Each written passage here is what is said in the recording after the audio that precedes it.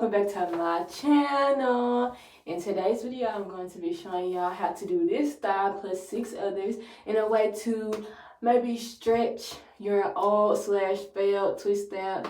If you like me, you don't want to wash your hair like every week. I barely want to wash my hair when I'm supposed to.